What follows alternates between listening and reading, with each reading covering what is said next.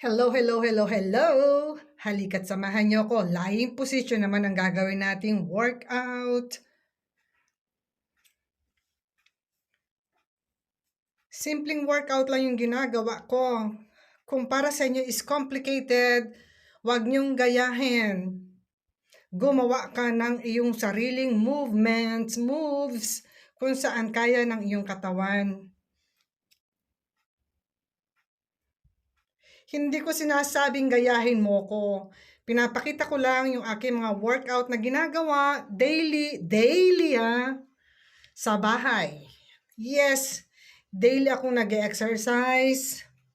Kahit malang 10-20 minutes.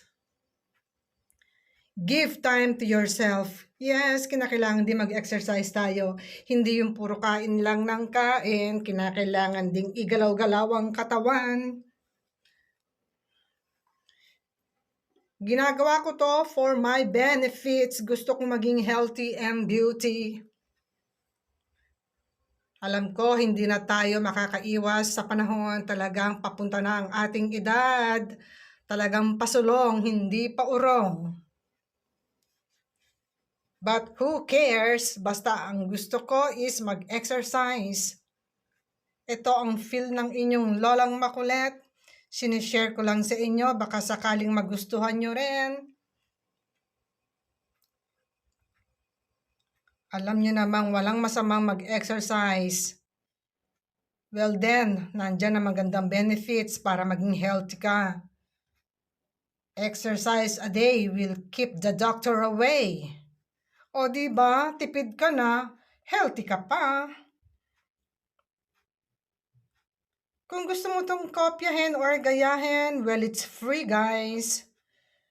Ulitin mo lang to na mga 2 to 3 times, siguradong papawisan ka ng bonggang-bongga. Sasarap ang iyong pakiramdam, gaganda ka pa. I hope nagugustuhan nyo ang ating mga workout. Kung hindi mo naman nagugustuhan, skip mo na lang para hindi ka ma-stress. Don't stress yourself. Ikaw rin, papangit ka, tatanda ka. Kakapitan ka agad ng sakit. Kaya wag mong stressin ang iyong sarili. Skip mo na lang kung talagang hindi mo bet ang ating mga workout. So, I hope nagustuhan ng iba. Bye for now and see you on my next video. Itutuloy-tuloy ko lang ang aking exercise. Please keep safe everyone. And God bless. Bye for now and ciao ciao.